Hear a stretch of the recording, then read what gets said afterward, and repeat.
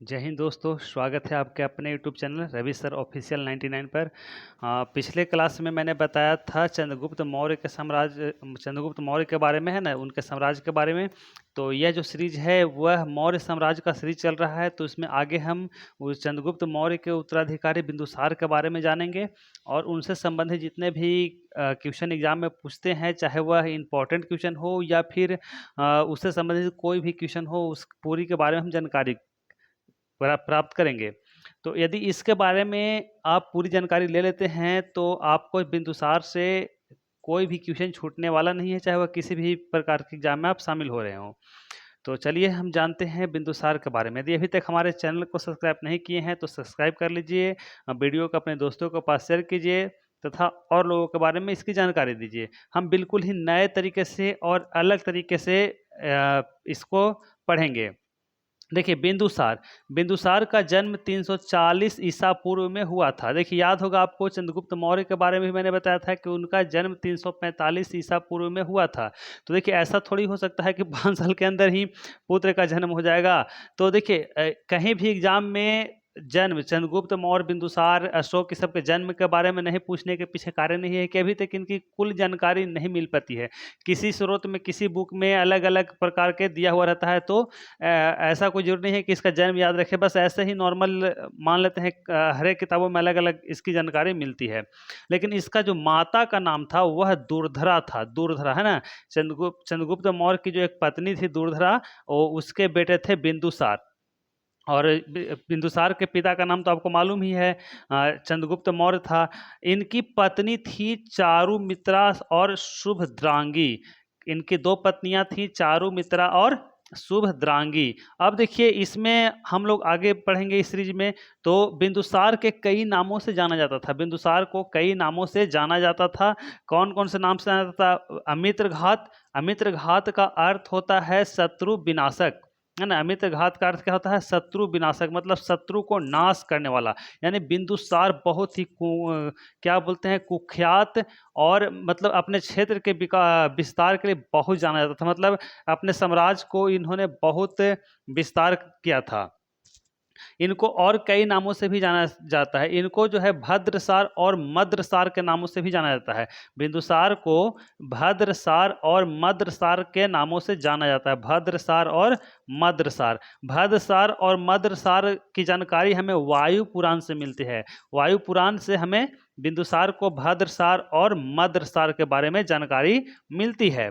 अब चलिए आगे देखते हैं। तो आगे है कि जैसे ही चंद्रगुप्त मौर्य को 298 ईसा पूर्व में मृत्यु हुई थी, उसी समय बिंदुसार को राजगद्दी सौंप दिया गया था। मतलब बिंदुसार को राजा बनाया गया था। बिंदुसार को राजा बनने के बाद जो है तक्षशिला में एक विद्रोह हो जाता है। इसे इंपॉर्टेंट क्वेश्चन एक है कि तक्षशिला में एक विद्रोह होता है, और विद्रोह होता है तो वहां पहले बिंदुसार जो है अपने बेटे, अपने प्रिय बेटे सुसीम को भेजते हैं, है ना। अपने प्रिय बेटे सुसीम को भेजते हैं। अब बताइए बताइए कि प्रिय बेटे सुसीम क्यों? इसका बेटा अशोक भी जो था बहुत ही महान था, बहुत ही पराक्रम था, लेकिन अशोक को बिंदुसार कभी उसको नहीं प्यार करता था। मतलब कि उसको अच्छे से नहीं मानता था, उसको अपना बेटा मानने से इनकार कर दिया था अशोक को।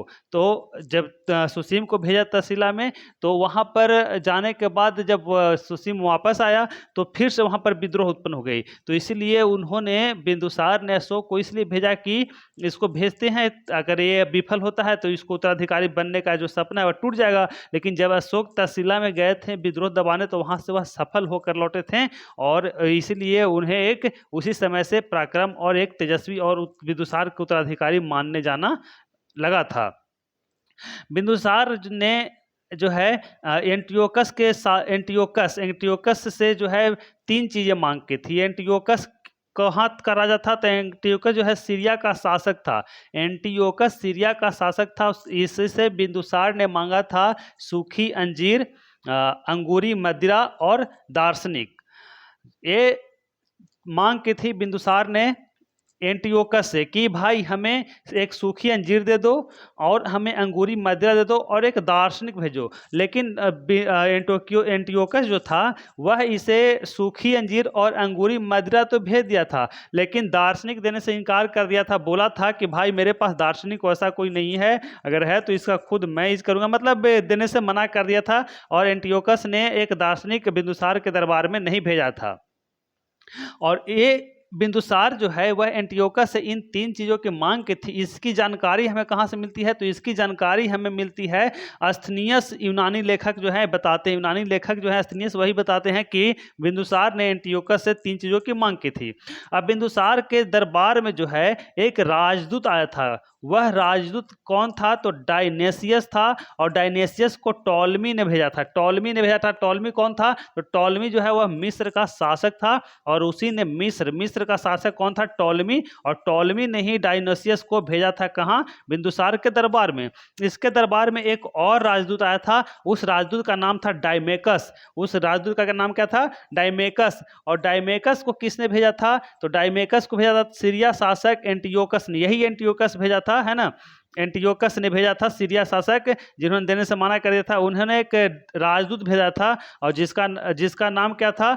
जिसका नाम था डायमेकस। डायमेकस को किसने भेजा था? तो एंटियोकस ने भेजा था। और डायमेकस जो था वह मेगा अस्थनीज का उत्तराधिकारी था। मतलब मेगा अस्थनीज जो चंद्रगुप्त मौर्य के दरबार में रहते थे उसी का उत्तराधिकारी था, है ना। उसी का उत्तराधिकारी था कौन? डायमेकस।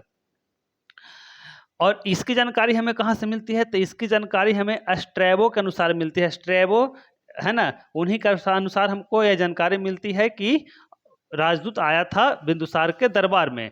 अब बिंदुसार की मृत्यु जो होती है वह 273 ईसा पूर्व में हो जाती है। 273 ईसा पूर्व में बिंदुसार की मृत्यु हो जाती है। और इनके दरबार में एक ज्योतिष भी रहता था, ज्योतिष, जिसका नाम था पिंगल वत्स, है ना। पिंगल वत्स जो एक ज्योतिष था, जो भविष्य देखने वाला ज्योतिष होता है। पिंगल वत्स ज्योतिष रहता था किसके दरबार में? तो बिंदुसार के दरबार में रहता था। और इसकी जानकारी हमें कहाँ मिलती है? तो दिव्यावादान से मिलती है। प्रधानमंत्री वही थे जो चंद्रगुप्त मौर्य के साथ रहते थे। और जब जिसके पास चाणक्य जैसा प्रधानमंत्री हो उसको तो कोई टेंशन ही ना हो, उसको तो युद्ध जीतने का, उसको साम्राज्य स्थापित करने का, उसे किसी भी प्रकार के कोई समस्या नहीं होती होगी। तो इसीलिए चाणक्य के रहने के बाद बिंदुसार को किसी प्रकार की कोई दिक्कत नहीं हुआ और अंततः उसे 273 ईसा पूर्व में मृत्यु प्राप्त हुई। और उसके बाद उस साम्राज्य का राजा कौन बना? तो महान सम्राट अशोक। अगले वीडियो में हम अशोक के बारे में जानेंगे। तो ये था सबसे कम समय में सबसे इंपॉर्टेंट और महत्वपूर्ण जानकारी। इतना से ज़्यादा एग्जाम में नहीं पूछता है। बिंदुसार के बारे में यदि इतना आपको याद है तो आप किसी भी एग्जाम के लिए सक्षम है। आराम से जाइए, एग्जाम दीजिए, कोई आपको रोक नहीं सकता है। यदि हमारा प्रयास अच्छा लगा हो तो आगे वीडियो के लिए आपको नोटिफिकेशन मिलता है। इसके लिए हमारे चैनल को सब्सक्राइब कीजिए, अपने दोस्तों के पास शेयर कीजिए। मिलते हैं अगले वीडियो में, तब तक के लिए जय हिंद।